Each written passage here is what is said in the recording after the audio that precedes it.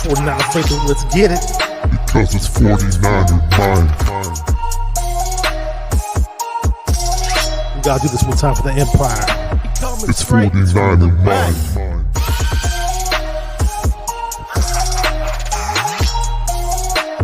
It's 49 in mine. We gotta get that brick by brick done quick.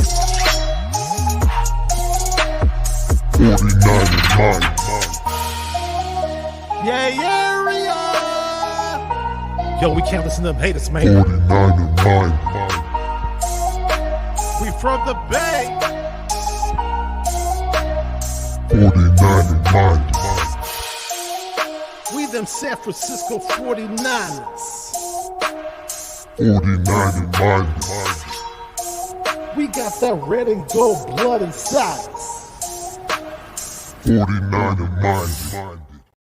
Oh yeah, freak out, yeah, I'm looking right into the video scope, and this is Macho Man, #1 Macho Man impersonator, past, present, future, yeah, and I'm here to tell you, you are watching 49er Minded with Bashar, yeah, the cream of the crop, dig it?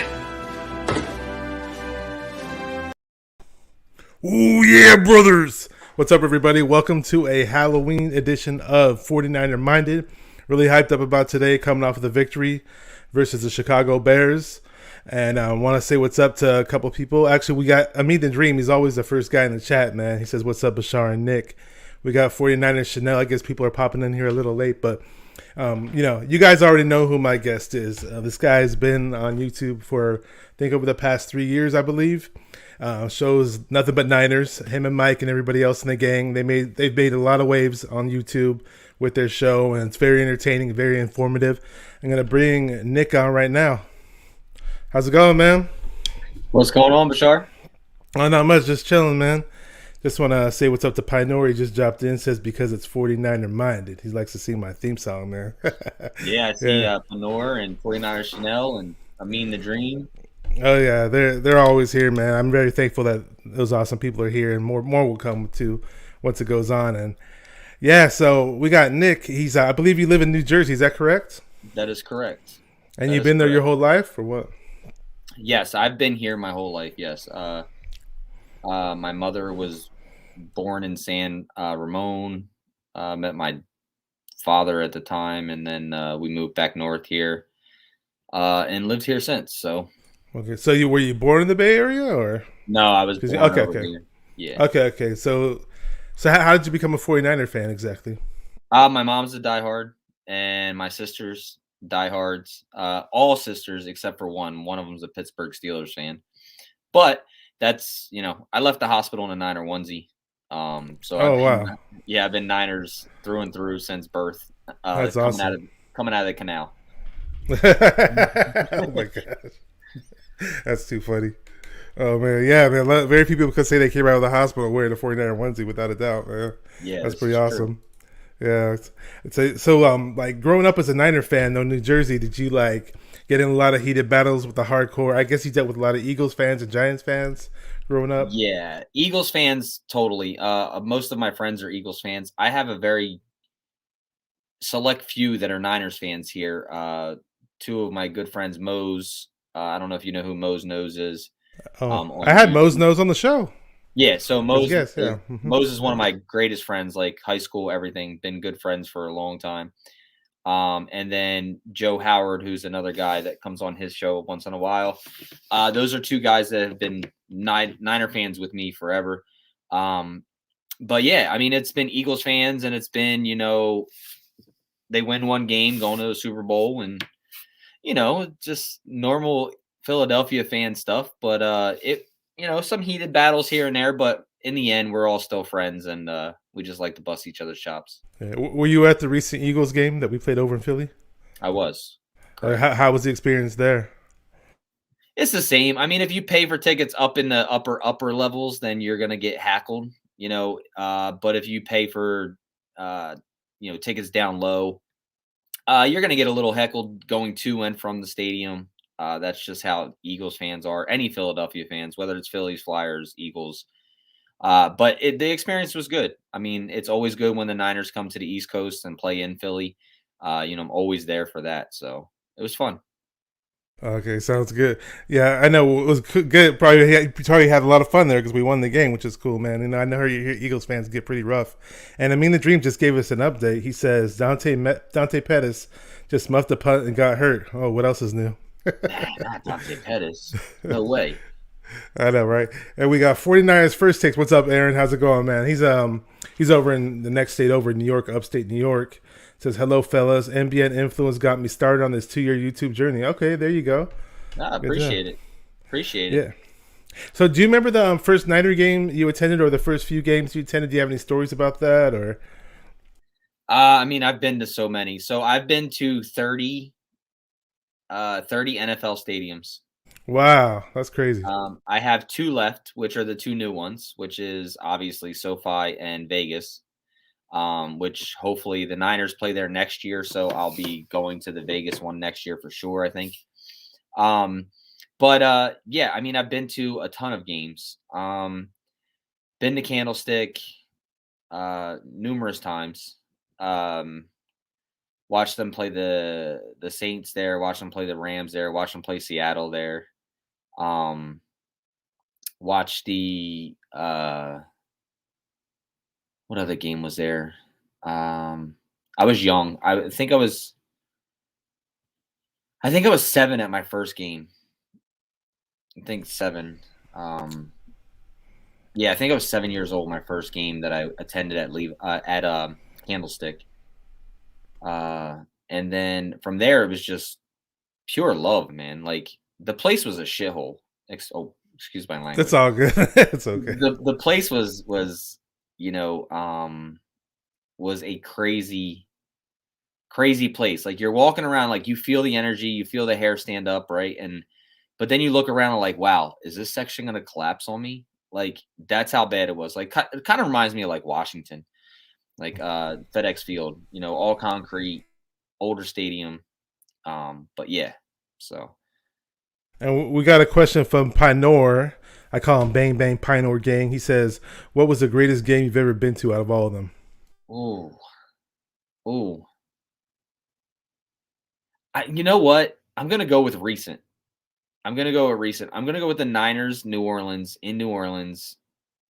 That game was probably one of the best games I've ever been to, where it's the play back and forth, play after play, excitement after excitement, a ton of Niners fans taking over the dome, loud, explosive, and then to win it on, a George Kittle 4th and 2, to get into field goal range, to kick a field goal with Robbie Gould, to watch New Orleans hang their heads, has got to be one of my most favorite games I've ever attended. And that's hard. I've been to NFC Championship games. I've been to Super Bowls. And it's like by far probably one of the best games just from in general, not even just the game, the entire weekend, the interaction with fans, Nick Clark and the invasion, to the game, to the march down Bourbon Street after the game. It was just all of it was just a really great experience. Probably one of the best ever that I've ever been to. Yeah, it's interesting because when the 49ers had that takeover over in Dallas, when Harbaugh was still the coach, I believe it was Harbaugh's last season, like when you're watching the game, you could see a sea of Niner fans, a sea of red in the crowd. You can see all these Niner fans there. And without people telling me, I'm like, damn, the Niner fans took over the stadium. Now, I knew the Saints game was a planned takeover, but when you actually sit and watch the game, for some odd reason, the camera crews or the production crew didn't take note of the huge 49er fan presence there, which is disheartening. But thanks to social media, we definitely got, at least I did, I definitely got to see all those videos of that march on Bourbon and, the huge 49er fan presence. I had other friends that went to that game as well, and they just said it was awesome. They said it almost felt like a home game, and yeah, of course the game itself was just awesome. It definitely did. It definitely felt like a home game, and it's funny because the newspaper the next morning was invaded by 49ers. Like that was the headline on the front page of the newspaper. I actually have one. I don't know where it's at, but I think it's around. If I have a chance, I'll grab it. But it said, it said something like 49ers invasion or something like that, and it had a picture of us winning, and just the amount of fans that were there, and the write up was on it, and it was just amazing. And even the fan base, the New Orleans Saints fan base was great. Like, even though they lost, it was a good game, and everybody was cool, and yeah, so it was fun. Yeah, that's good. Actually, the best game I went to, well, for many reasons, was the last time I went to a Niner game with my brother. That's my brother's soul, but it was the Colin Kaepernick comeback game against the Green Bay Packer. I call it comeback because he threw a pick six, to start off the game or whatever. But that game to me was just the most awesome Niner game that I went to, and of course I have more meaning with it because of my brother. But right, that was just a great experience. I'll never forget that experience for the life of me. Was that the one where he rushed for a ton of yards, like 100? Yeah, the one where he had that crazy, all those runs all over the place. Yeah, Colin Kaepernick. He's gotta go. Yeah, that was before Kaepernick fell out of favor with me. Yeah, that's another story. Fell out of favor with a lot of people. Yeah, that was the good Kaepernick, without a doubt. So we got a funny comment here, made me laugh. I don't know. It said Pinower said, "Are rats now the size of Mr. Splinter?" I don't know what the hell. I thought that was for you, actually. 49ers first take says, "Fellow New Yorkers who love the 49ers make a Rochester, New Yorker feel accepted." There you go.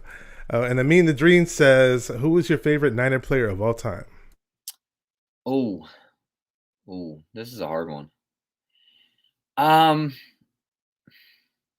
See, I don't have fan favorites, because I root for the Niners. But if I had to pick a player that I loved watching, and was old enough to understand the game at a point, I'd have to go with Bryant Young. Probably. Yeah. I was a defensive-minded kid, so. Yeah, I got to meet Bryant Young twice, actually. One time was at some bar, on a patio. He was just really calm and mild-mannered, really nice guy.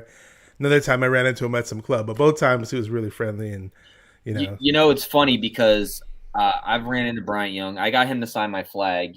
I don't know where my flag's at, but and he was the only player that I've ever gotten to. I just couldn't speak.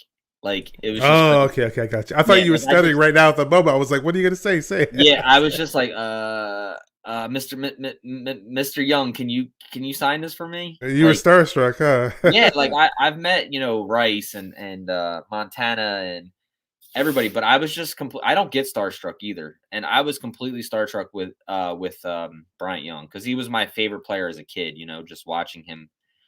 Just loved the way that he played the game, his tenacity, his attitude towards the game, what he did on and off the field. Was just a great dude, and really made me fall in love with defensive side of the football as well. So, oh yeah, and it was really awesome that one Super Bowl year because they had Bryant Young and Dana Stubblefield next to each other, and Dana Stubblefield, that was the best version of Stubblefield when he was next to Bryant Young early in his career, and they had made a lot of nice plays together side by side. Stubblefield was a beast too. Oh yeah, I never met Stubblefield face to face. One time I saw him in the mall pushing a stroller with his wife at the time, and then I just said, "Hey, what's up?" It was just really, really quick, and well, we all know what happened to Stubblefield now. Yeah. Yeah. I was going to get into I had my set of questions about any cool experiences meeting Niner players. Did you have any other than that, Bryant Young? Is there anything else that stood out as far as meeting Niner players, or? So I know I saw your pictures, man. You met all kinds of players recently. I mean, I meet players all the time. It's just let me think. Another cool one was probably Navarro Bowman.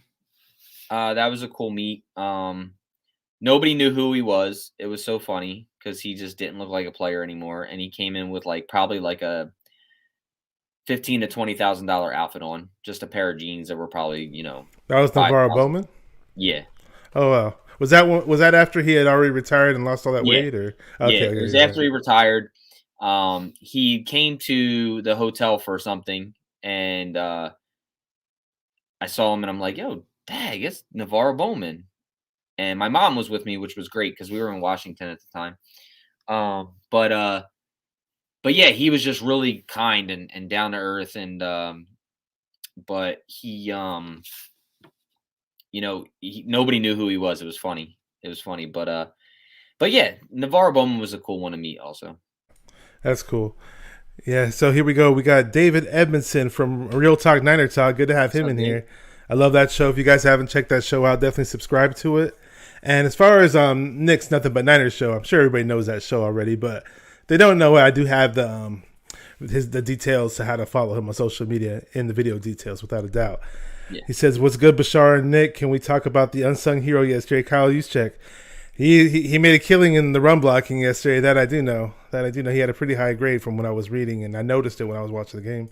It's so funny because there's people out there that just don't want Kyle Juszczyk here because of his contract or how much he makes. You don't pay a fullback that. But when you look at Kyle Juszczyk and his ability to block and what he does for this run game, it's something that you just don't teach or something that you have to pay for, because Kyle Juszczyk is a big reason as to why our run game works. If Kyle Juszczyk's not blocking, it doesn't help. So, Tommy Huxley. But yeah, it's Kyle Juszczyk is definitely an unsung hero. I think they need to utilize him more, whether it's wheel routes, whether it's run blocking, pass catching, whatever it is, route running. He's good. So it was good to watch him play yesterday. It was good to watch the whole team gel and play like a team. Without a doubt.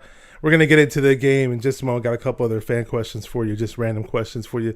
Tommy Huxley says, "I want all that Bashar smoke." Oh, okay. Bring it on. Come on, let's go. You got David McNew in the house. He said, "Juice is the GOAT of all fullbacks." That's for Gavin. Oh, Gavin. Sure. If you know what Gavin is, he's all. Tell Tommy Huxley. You put Tommy Huxley's up there. He says, "Yes, of course, I'm sub to NBN, but Nick, you cry a lot, but you were right a lot of the time." Exactly. There you go. Oh, what was that show the other day where you guys were all going at it? It was you, Tony, Mike, and Breezy was on there. It was about players making other players accountable and having holding players accountable. Yeah. That was quite the heated discussion, man. It was entertaining. It's always heated. It's always heated. You know what though? In the end, we're family, and it's just after that we're like laughing about it. Like it's just that's how the show goes. So. It's cool. It's cool because you get different opinions, you get different aspects of it throughout the whole place. It's not just like myself being on the show and talking and it's one opinion. You get 3, 4, 5, sometimes 6 opinions, and that's what's so good about the show.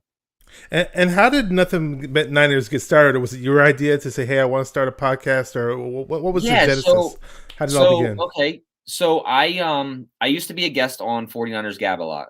And I was living in Florida at the time, and I used to come on with Mike all the time. And then one day I was just like, why am I going on other people's podcasts? Like, I know enough about this team to start my own. And I said, but I don't want to start just audio. I want to do YouTube. And there was only one guy out there at the time, which was Rombo on YouTube.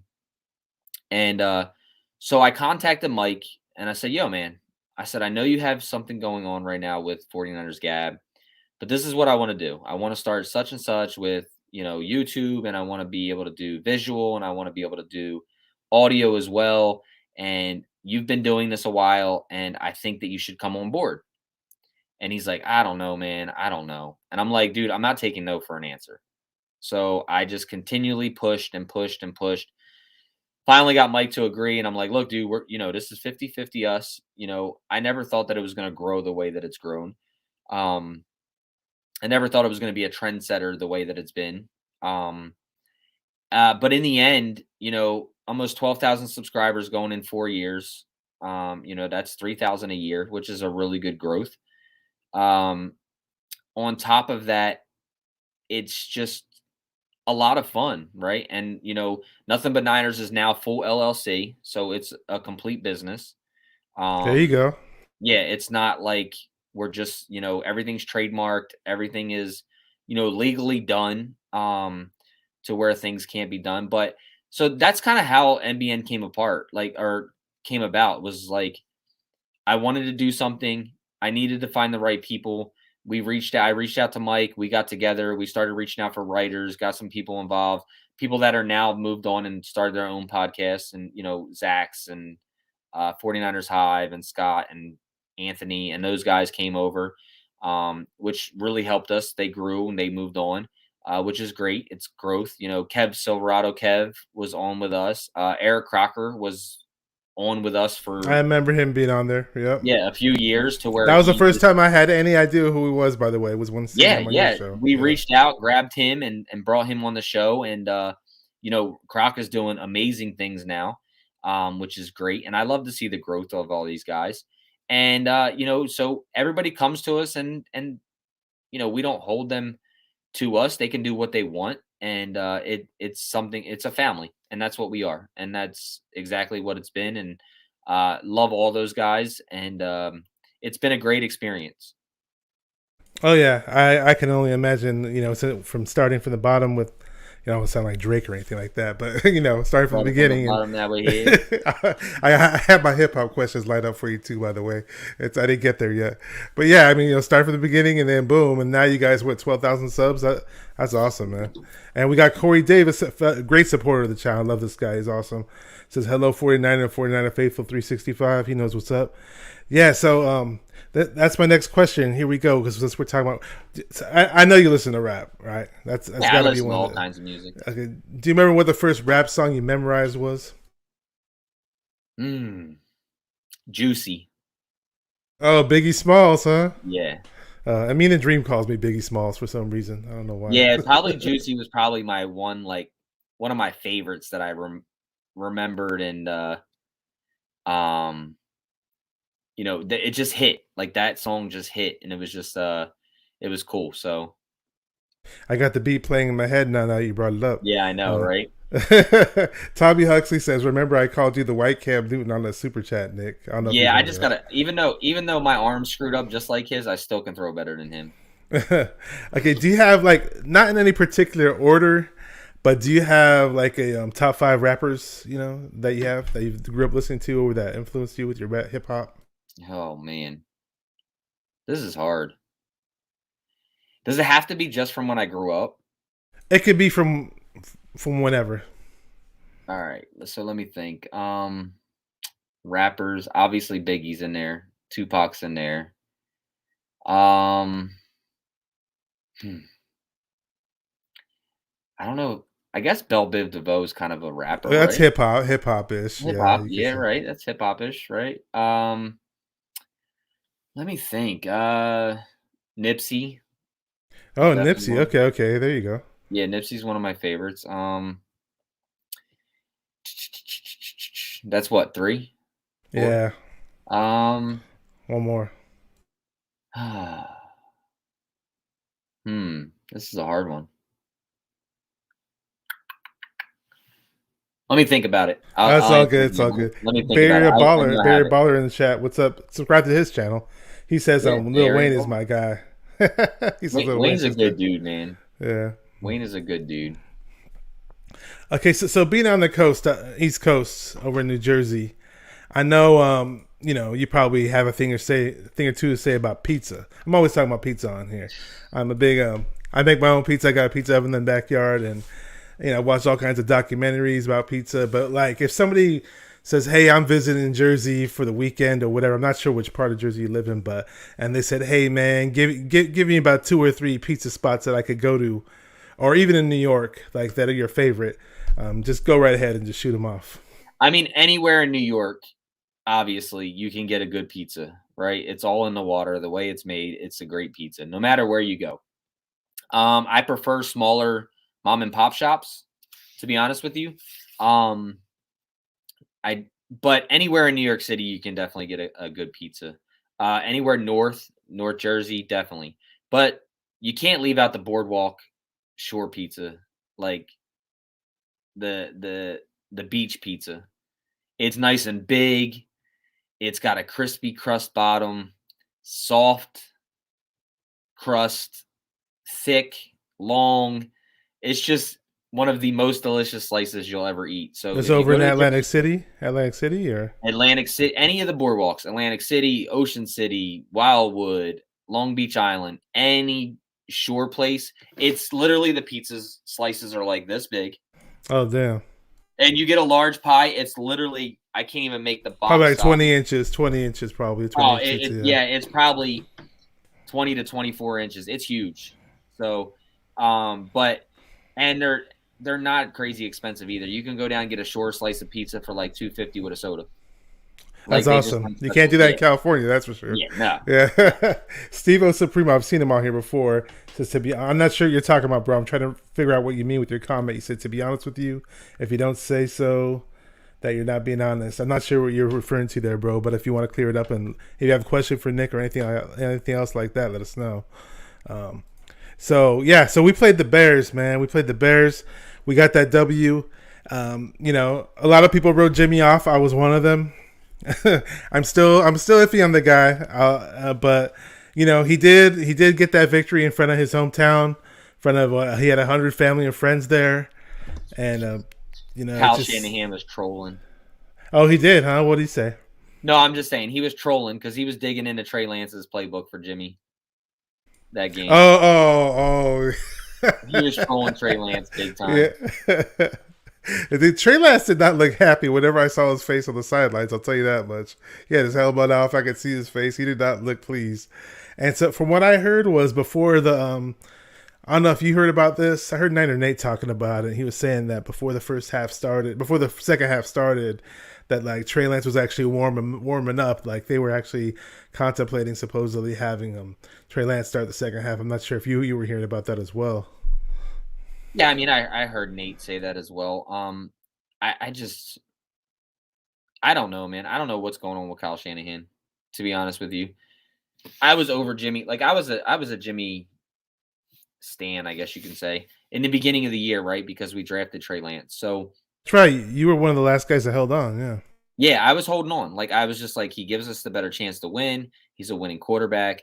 Obviously he wasn't the guy who was making us win games, but he was an average quarterback to, just below average, I guess. He did what he needed to do to win football games, right? After week 2 in the Philly game, I was like, I'm done with him. I don't care how much it takes for Trey Lance to win.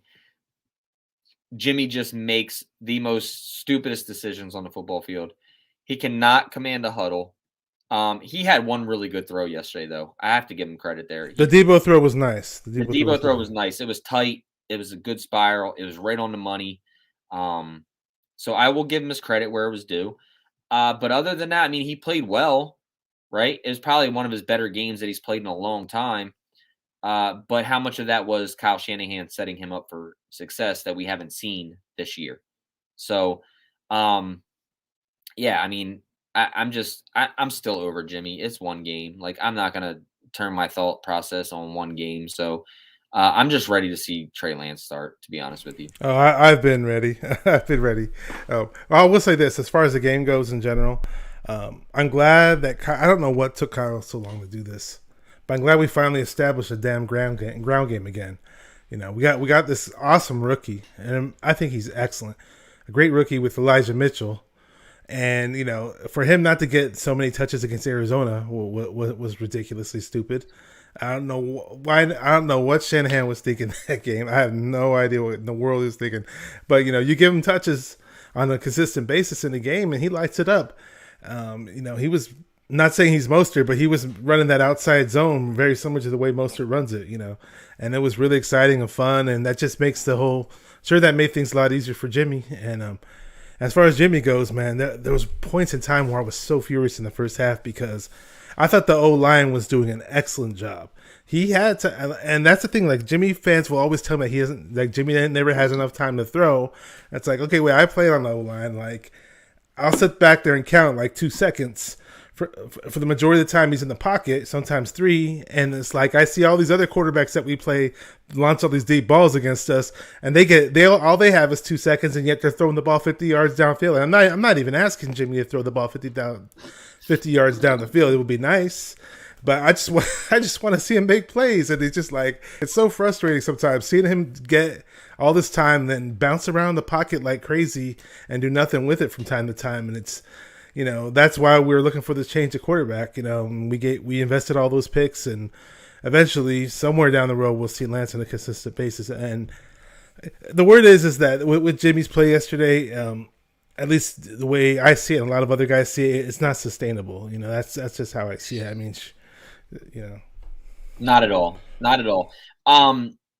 Jimmy is the type of quarterback, if you really watch the tape on him, that if his first read's not open, that's supposed to be open, he panics.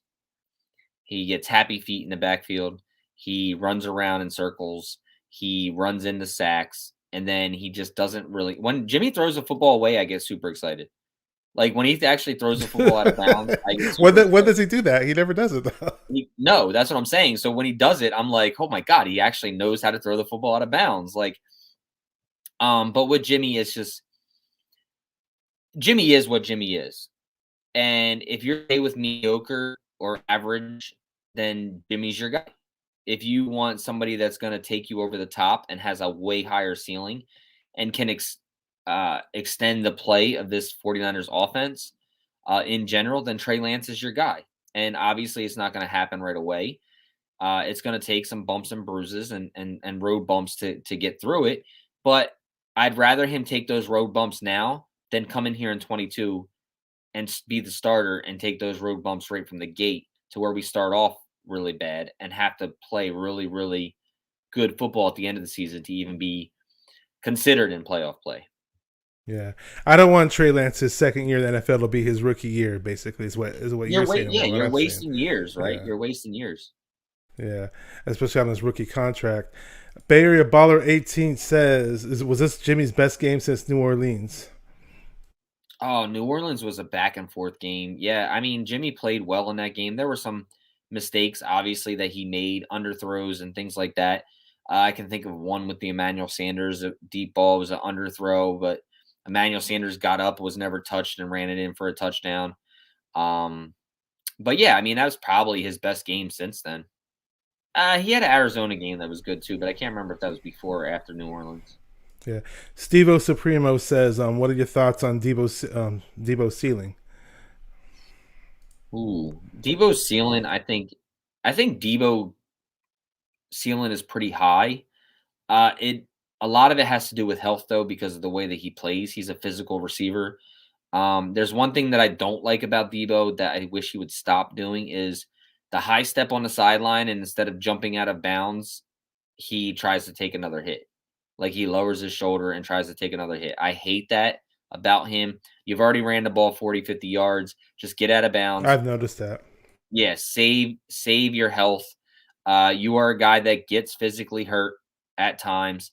But the ceiling is as high as Debo wants to take it, right? And the play also depends on every other athlete that's on the field around him. So, but I think his ceiling's high. I think there's a lot of good things about Debo Samuel. I mean, he's going to be our first 1,000-yard receiver since Anquan Bolden, which was 24. Exactly, which is nice. Yeah. Well, I mean, Kittle had didn't Kittle have 1,000 yards? But as a tight end. Yeah, but I mean, receiver-wise. As a tight end. Yeah. Yeah. The last person that was close to do it was like 994 yards, and it was Marquise Goodwin. There you go. Yep, I remember that one game against the Rams, the last game of the season. He was going to break it, and then boom, he gets injured. Yeah, yep. I remember that. That was the year 2017 when Jimmy G first stepped onto the scene, and we were all just like, when it came to Jimmy, like, wow, look at this guy, he's amazing, and all of us. Yeah. I was right up there with everybody else. Hey, man, what happens when you're in California? Fool's gold. Exactly. And hey, we are the 49ers, right? We're gold miners, so exactly. Sometimes you don't always land the goal, but we have been lucky from time to time. Tommy Huxley says Lance ain't starting all season until Jimmy gets hurt or we get blown out. I don't know. I beg to differ. I think there might be a period of time where Jimmy gets yanked and then Lance becomes a starter. I don't know. Yeah, we'll see. I mean, Kyle has to make a decision sooner or later, so we'll see. Yeah, without a doubt. So, what else? So, let's see what else we have going on. As far as special teams go, what's your feeling in terms of the 49ers and special teams performance in this past Chicago Bears game? I mean, obviously we didn't punt, so that's a good thing, right? Even though Mitch has been punting the hell out of the football and looks really good. And congratulations to Mitch Wishnowsky having his first baby. Okay, I didn't know about that. Congrats, Mitch. Yeah, he got a game ball as well for the birth of his baby because he went there. The baby was born Saturday. He was back, came back to game that the next day. So, which was good. But yeah, congratulations to Mitch and his wife or girlfriend. Yeah, wife. But special teams have been better than what they have been in recent years. Even just this game, Brandon Ayuk had a good punt return. Brought us pretty much back to the line of scrimmage. You need to see those types of things. So, but I mean, overall, I thought the special teams was good. I mean, they're making tackles. They weren't giving up big yards. They were returning kicks and punts half decently, and they didn't make any mistakes. So if you can get through mistake free on special teams and you make some big plays to give you good field position, I think it's a well graded day. Yeah, usually with the special teams this year, like in my opinion, like the only big bright spot was Mitch. And like I was pretty excited to not that I want a starting wide receiver returning punts, but I was like, okay, cool. Brandon Ayuk's going to be the punt returner. We're going to see him with the ball in his hands more often, and then it ended up being a disaster for whatever reason. Either Ayuk gets his helmet knocked off, or he just the moment he gets the ball, he's freaking tackled right away. Or that one time where it was almost a safety versus the Colts. But hey, Ayuk finally had a good. He did the right thing. Yeah, he didn't have possession. He didn't have full possession. Yeah. Well, no, because even if you had full possession and you run out of the back of the end zone, it's considered a touchback. So that is no. I'm saying he didn't have possession of the ball before he crossed the goal line. I'm saying, and then I think that's what it was, because you have to have possession of the ball for it to have been a safety. He would have had possession, then cross the goal line, then get tackled in the end zone, right? That's what the rule is. Like if he had possession before he crossed the goal line. Yeah, like if he were to run out and then run back, like if he were to run out of the end zone with the control of the ball and run back, then it would be a safety.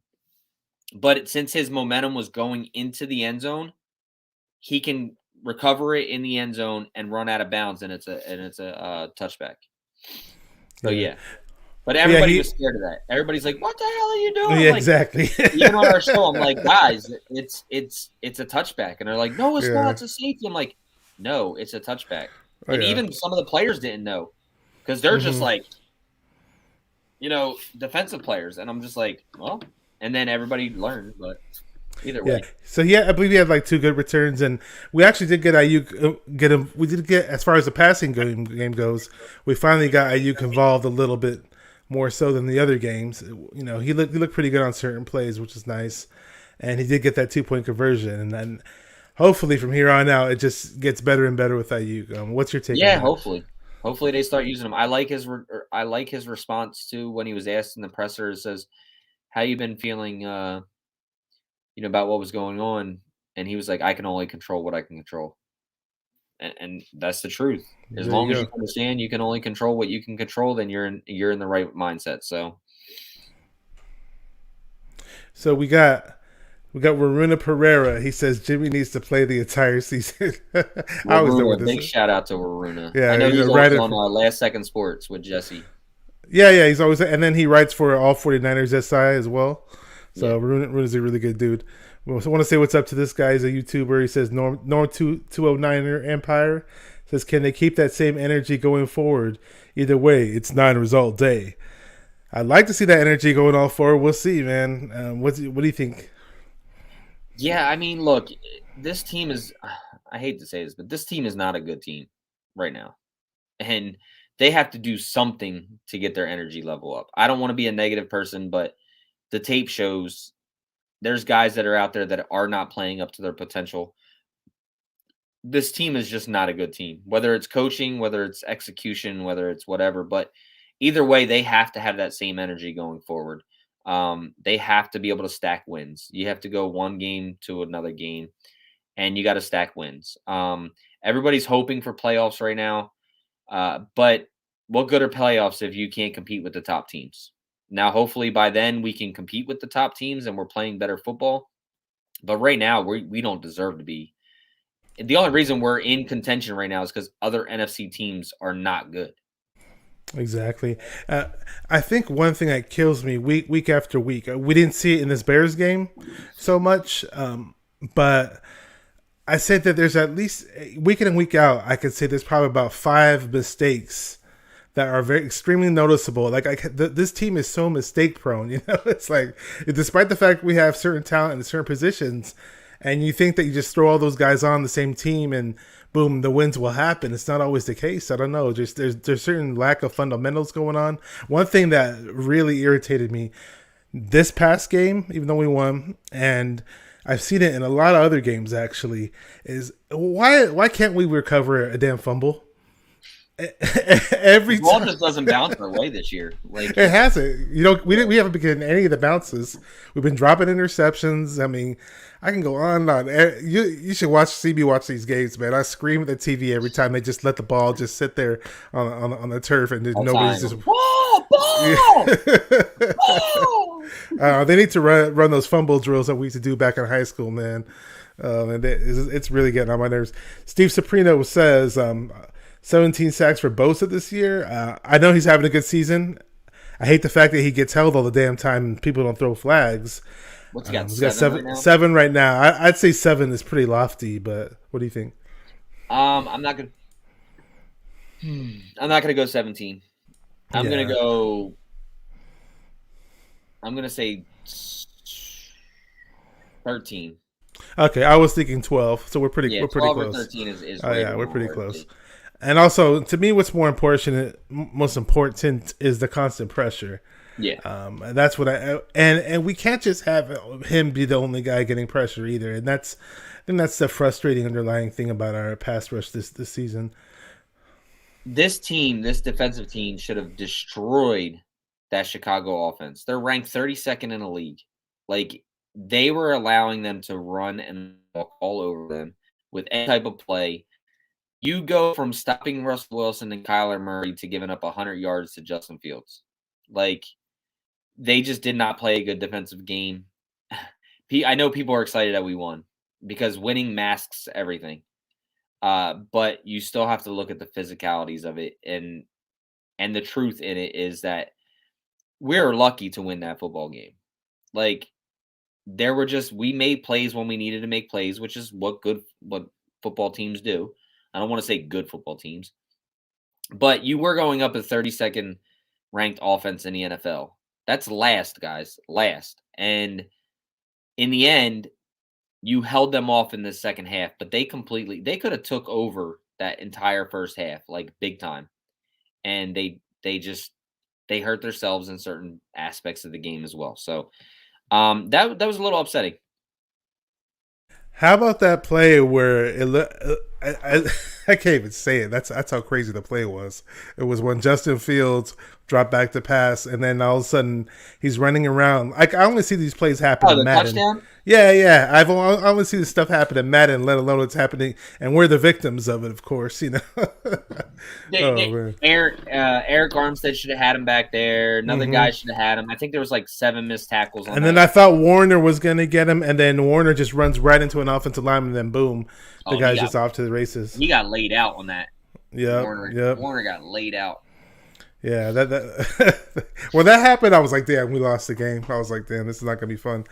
So we got my buddy from Instagram here says Channel 49 says, what's up, 49er minded Team Jimmy in the house. He's being very sarcastic with that, man. Trust me, if you know who this guy is. There's a lot of sarcasm with Jimmy, right? Oh yeah, tons of it. It never ends. I think from Kyle too, from time to time. Well, like you said, where you thought Kyle was trolling, where he called those runs for Jimmy. Oh yeah, he definitely was trolling. Well, what I mentioned Nick Bosa earlier, but what's your take on are you seeing what I'm seeing, or am I just being a homer about it? I feel like Nick Bosa gets held like constantly, and the refs are reluctant to throw the flags. He does. They never throw the flags. I think Mike was the one that said it on our show, and he's like, dude, don't you know that all the refs had a meeting together that they're not allowed to throw flags on Nick Bosa? Like, so. I'm giving Mike credit where it's due. I believe it was Mike that said it, but he's right. I mean, the kid never gets any calls for his part. So it sucks, but he keeps fighting through it, and he just, he's still being successful. So he still makes his impact on the field without a doubt. George Bailey, welcome to the show. I'm not sure who this guy is, but if you're a first time subscriber or viewer, I'm glad you welcome here. So let's see. It says, I don't know, guys, but if Bosa's healthy, I think and he gets 16 sacks. Okay. We both said, I said 12, he said 13. But hey, I'll welcome it. I just don't see it happening. Yeah, I think 16 is a lot, right? 16 is a lot.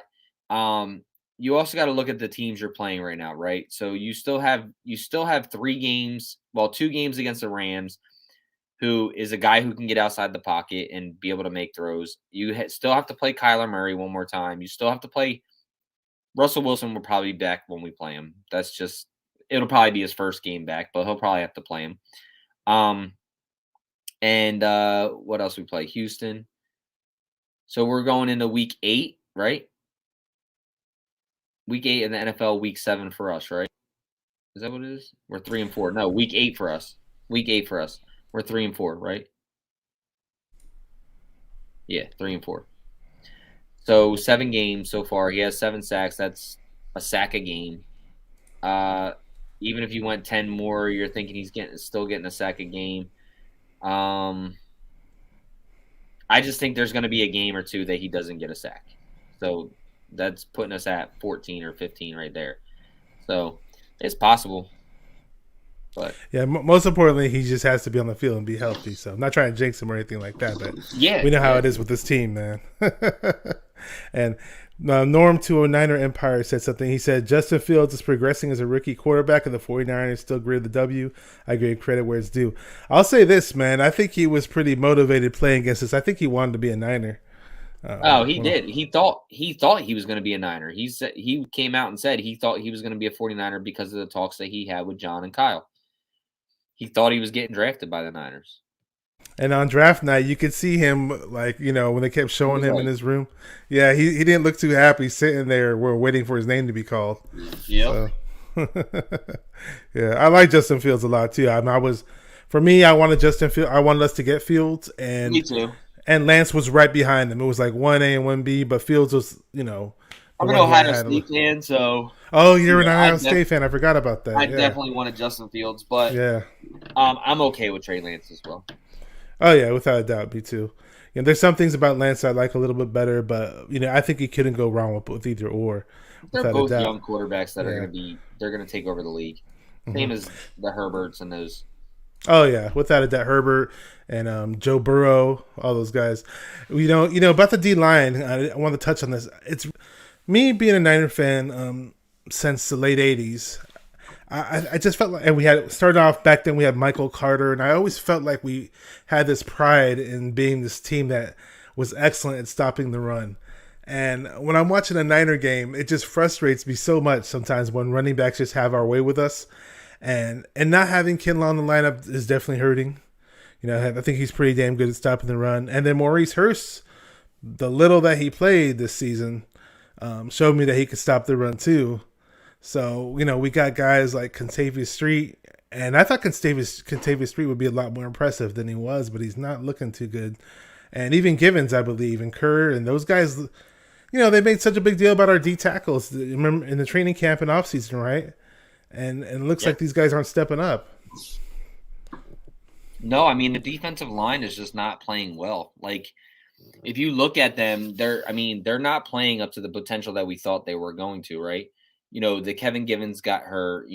Samson Ebukam, who you paid a ton of money for, is not playing. He had a good sack this past weekend against Justin Fields, but he's still not playing up to his potential, right? And then obviously Eric Armstead. It depends on who you ask or who you believe in PFF or anything like that. Exactly. It depends on if he's having a good year or not. I know a lot of people are upset about the DeForest Buckner trade, but getting rid of DeForest Buckner was not the wrong choice. It was just the pick that came after of what they picked for DeForest Buckner, which is what the wrong choice was. DeForest Buckner, there's no reason a defensive tackle should be making $24-25 million a year. Like, it's just not doable. I love Buckner. I thought he was great. I thought he was physical and was a leader on this team, but it was the right choice to get rid of him. But speaking of him, the bad thing was the Javon Kinlaw pick. You knew that he had bad knees. You knew that he had tendonitis. You still went and picked him. and now you look where you're at, and that's hurting this defensive line. Yeah. So that's why I get upset about the Buckner stuff, is because of who you chose to pick after trading him away. I understand the trade part. You're getting a first round pick back. It's just about the matter of the pick that you got. But we wouldn't have Brandon Ayuk without that either. So there's a lot of things. Now we got to use Ayuk more. That's the thing. And I like Kinlaw as a player when he's on the field. Obviously, he just has that menacing presence, and you know, it just sucks that that obviously that he's, you know, the whole health history behind it. You know, that they knew about that, and they should have thought better in terms of who they were going to get. Here we go. Channel 49er says Kyle thought about drafting Fields, but he didn't think Fields could run that QB draw as good as Trey Lance. He's being funny, man. He's being too funny there. Oh man. So you know who we definitely missed in that game though was Aziz Al-Shaair. Man, he's having and who we had Demetrius Flanagan Foles out there and Marcel Harris from time to time. And yeah. I was so pissed when Marcel Harris let that one tight end. Was it Kemet or whatever his name is, or Cole Kmet? Yeah, Kemet. There you go. He let that dude get some big play on him or something. And I don't know. I thought Marcel Harris would step up and be a pretty damn good coverage linebacker, but it doesn't look like Marcel Harris is good coming downhill, but if anything gets past him, he can't cover. Save his life. Exactly. The biggest thing about it is I think Aziz Al-Shaair is way better than Greenlaw. And I know that a lot of people don't believe that. A lot of people love Dre Greenlaw because of the fact that he made the stop to beat Seattle. Like, it was a good play. Mm-hmm. People love Dre Greenlaw for that. But overall, I think Aziz Al-Shaair as a complete linebacker is a better linebacker. Now, there's some things that Dre Greenlaw is better at. But it'll be interesting to see who starts when Dre Greenlaw comes back.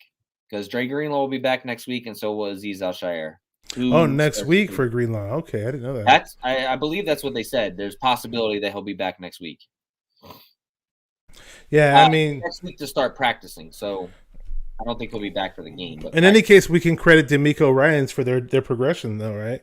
For both of them, you know, they weren't high draft pick. Oh, Aziz Al-Shaair was an undrafted free agent, actually. Yeah, I mean, I don't know if I guess you can still say D'Amico because he was the linebackers coach. Mm-hmm. I wouldn't say as him as the defensive coordinator this year. Well, I was thinking as a linebacker coach when he was coaching them up. Yeah, I would agree with that.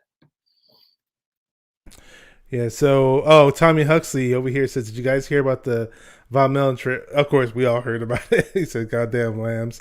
You know, I think I'm the only Niner fan here that didn't want to put a gun to my head when I heard that news. I don't know. I just brushed it off. I was like, okay, whatever. I've been down this road before. I've been watching football heavily since I was 12 years old. I'm like, I know moves happen, but nothing. It's still not guaranteed. And I got people telling me that the Rams, you should be mad. What's wrong with you? The Rams are going to win the Super Bowl now. This sucks. I'm like, look, nothing's guaranteed. So, you know. I mean, the only thing that I love about it is the aggressiveness, right? I love the aggressiveness. They are aggressive. On office. They know that they needed a position there. They went and got it. They're picking up. Denver's picking up the $9 million contract that he's owed, and you pretty much gave up a second and third round pick. So you paid $9 million for a second and third round pick, and it's smart on both their parts. But everybody still loves Jalen Ramsey and Aaron Donald. Obviously, they're great players, but when was the last time Von Miller finished a season? I mean, he's been injured on and off the field, so. Denver's not getting rid of him because he's a great player and he can always stay on the field. They're getting rid of him because the last 3 years he hasn't finished a season. So that's why they're getting rid of him. He has a lot of injuries lately, and it's hurting him. But it's just, I understand Niners fans wanted him, but it doesn't make sense for us. Like, it doesn't make sense for us at all. It's, one, the money. Two, it's another injured player who's been injured for the last 3 years, like I said, and he'd fit right in, right? If we got, I mean, he'll fit right in, but but then we'll be being seen at the front office because they go out and trade for these injured players. It's just, we need to stop looking at it as a name, right? Von Miller was a hell of an athlete, but he has It's not his been the same 13th year in athlete the the league last or 2 something like years. that. He's been in the league Yeah, 13 years. Yeah, he hasn't I'm been in okay a with it. yeah, me too. Yeah, I'm all Now, right. if he comes out Well, and he starts destroying us, then that's a difference. exactly. Well, Runa says trading for Von Miller doesn't make sense to the 49ers right now. We need corners and O-line help more than anything else.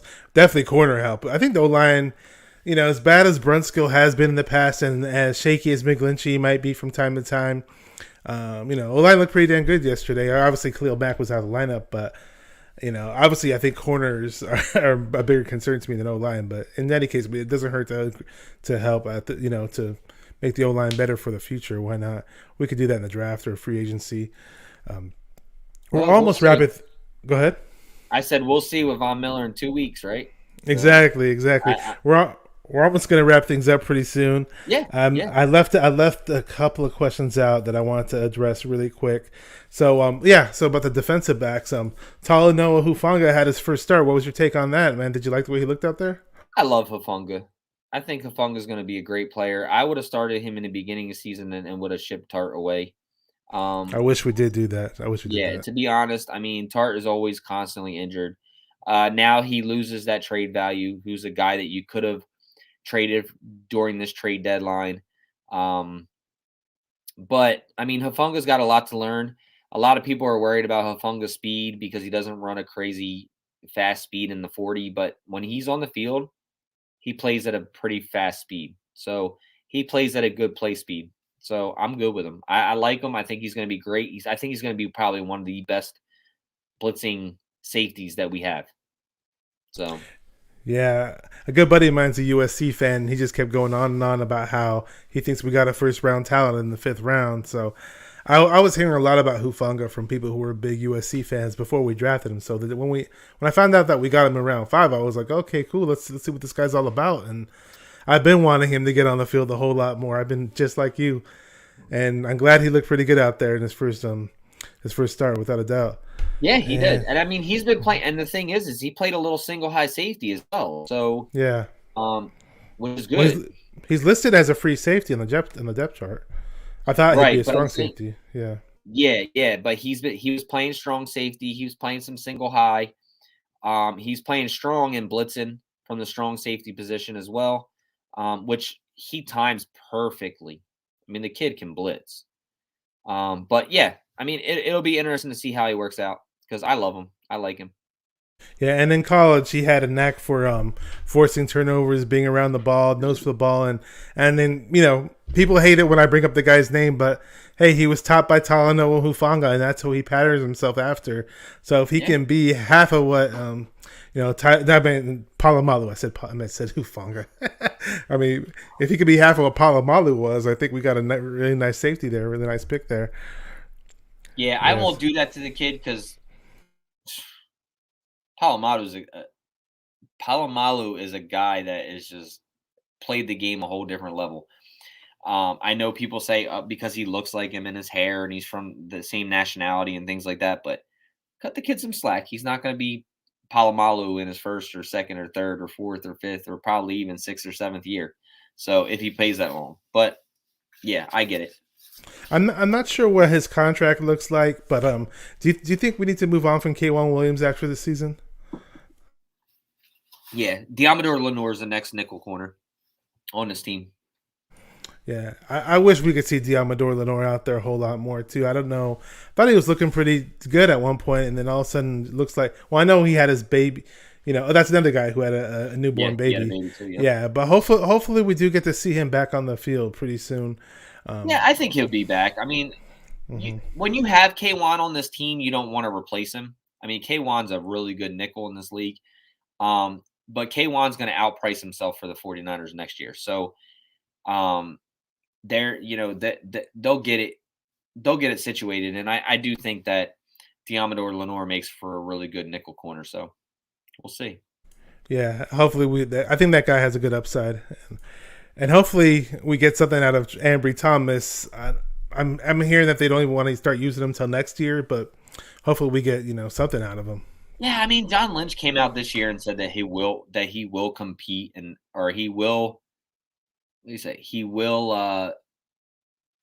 will play for this team this year in some type of those words. But we will see him on this team this year, helping this team contend with this team, but we'll see.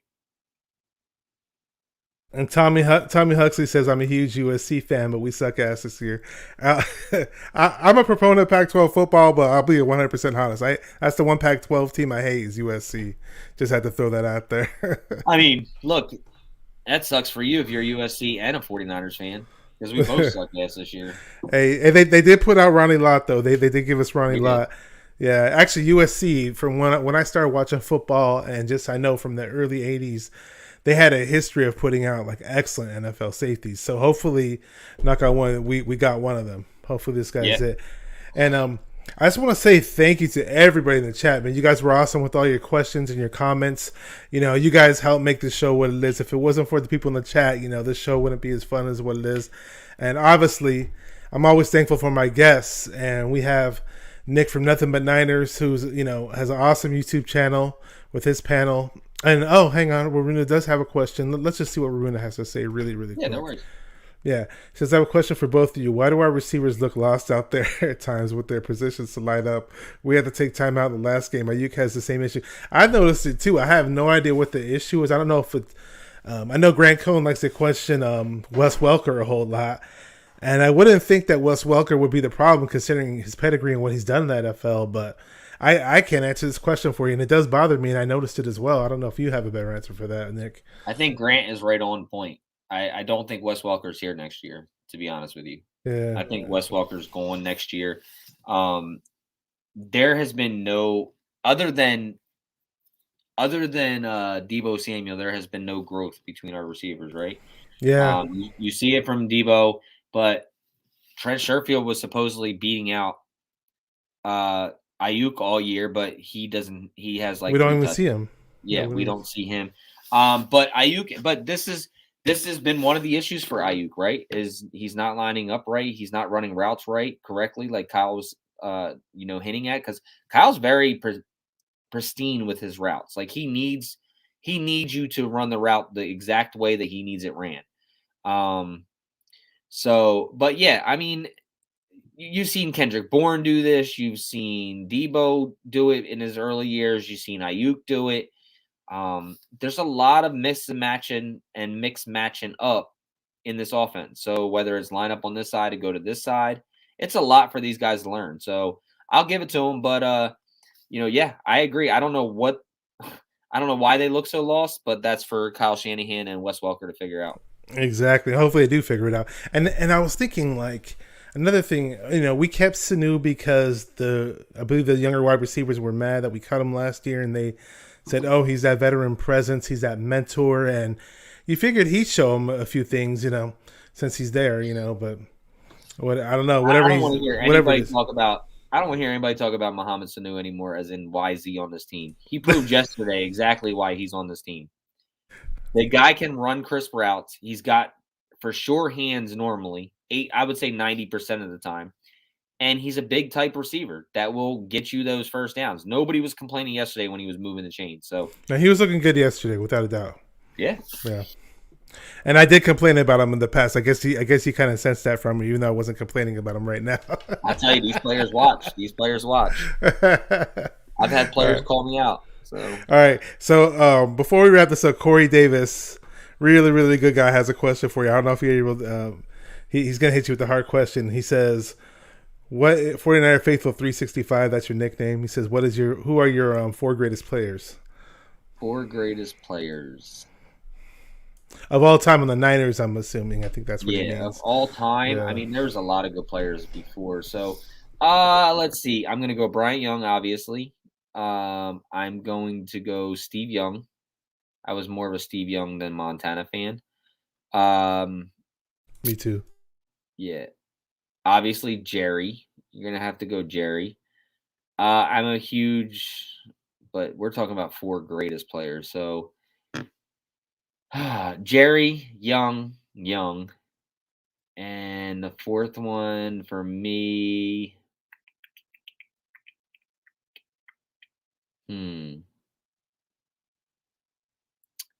4th one for me I would have to go with. I'll go with a newer player. I'm gonna go with Bosa. I'll go with a. Okay, your Ohio State compadre, huh? Yeah. There you go. So we answered it for you, Nick. All right, so we're past the hour mark, and I don't want to keep Nick here all day. No, you're good. You're good. All right, cool. So, and I knocked all my questions out, and I'm really thankful for you coming on. Been watching Nothing But Niners since the inception. I was on there one time for like 10 minutes or so, just had a little brief little stint, But it's always fun watching you guys, man. You guys are awesome, and if you have anything to say about your show or anything you want to plug, let us know. No, I mean, just check us out. We did just do I just did from my personal level, I did a raffle of a autographed Fred Warner jersey. $10 a ticket I did, and with 2 entries max per person. For all the proceeds to go to the Golden Heart Fund. So I did end up raising $600 with that.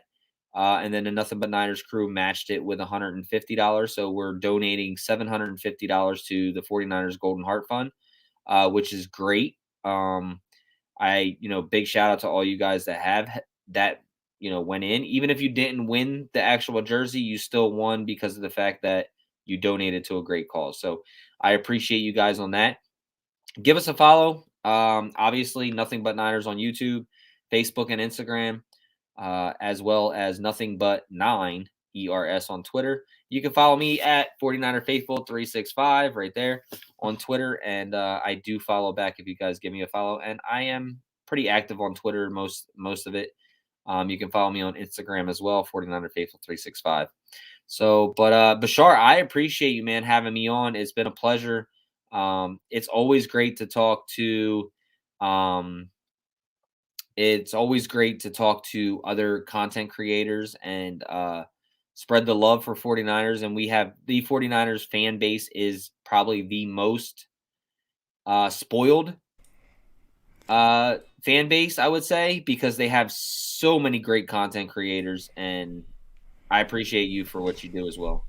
Yeah, Niners Sickness likes to call it like a buffet line. Like you walk in and you got this huge buffet of like 49er content creators, whereas other teams you may see only like 2 or 3 guys. So yeah, it's great, man. We're an awesome community. It's a lot of fun, and we just nobody's paying us. At least nobody's paying me at this point in time. But I do this out of my love for being a Niner fan. Waruna says, "Great show, Niner Nick. You always do great, Bashar. Great content. Thank you, Waruna. Really, really appreciate it." Yeah, awesome, man. Great having you on, Nick. I can't say it enough times. And to everybody in the chat, again, I always appreciate the things that you guys do. Well, you guys ask us questions, you guys interact. It's a lot of fun with you guys. So that wraps up another show. Real quick, though, I don't mean to cut you off. Steve Supremo says, "What is the Golden Heart Fund?" So Good question. Players that have retired from the game that have, injuries or things that sustain, whether it be brain injuries or things like that from after playing football. This money goes towards helping them get on the right track as well and health-wise. And they do a lot of great things. I mean, just go check them out. 49ers goldenheartfund.com, I believe it is. And .org. That's it. .org. And check them out and just read up on it. It's really good. It's a really good charity. So, and like I said, we're 49ers fans, so why not give back to something the 49ers believe in? So we did that. Yeah, I never knew about the organization, so I have their website pulled up on my tab right now, and I'm gonna be checking it out and reading up about it. So it's good that you brought it up. Oh, before we go, we gotta see what's up to this guy. This is Trey. No, it's Trez over in Atlanta. He's not a big Shanahan fan, of course. He says, "Get rid of Cal Shanahan. Bottom line, I'm still on it. Shana Banana gotta go." Shana Banana. I've heard that on Jesse's show. I've heard that on Grant Cohn's show. Shana Banana.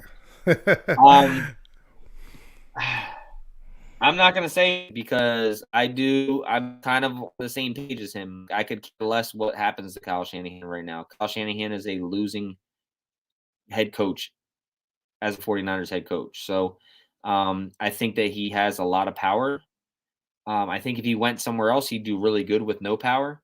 But things need to change. He needs to start making better decisions with this team, whether it's on the field or off the field. So We'll see what happens. I'm okay with it, though. I mean, people say, you're okay with firing Kyle Shanahan? Why? Do you want to go back to the Chip Kelly and the Tom Sula days? And I'm like, guys, we're already there. We're 2-4. We're 3-4. Like, we're already there. We have a really good football team talent-wise, and our record does not show that. So we are already there. Until we start winning games and have a better winning percentage than a losing percentage, we're already there. Yeah, it's been pretty disheartening. We were expecting a whole lot more out of this season. Okay, so that's pretty much it for today's show. Again, thank you for everybody. We covered a lot of questions from the chat, a lot of comments. You know, we heard a lot from Nick as far as insights and how he grew up and the things that he likes and all of that. So thanks again, Nick. Can't say it enough times. And appreciate everybody here watching 49er Minded, where we get into the minds of 49er fans. Appreciate you guys. And for that, I just got to say one more thing. Peace. Great show, guys. Thank you very much.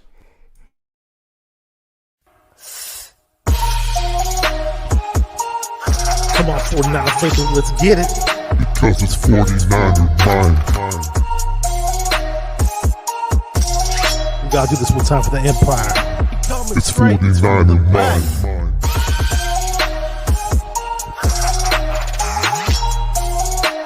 It's 49er mind. We gotta get that brick by brick real quick. 49er mind. Yeah, yo, we can't listen to them haters, man. 49er mind. We from the Bay. 49er mind. We them San Francisco 49ers. 49er mind.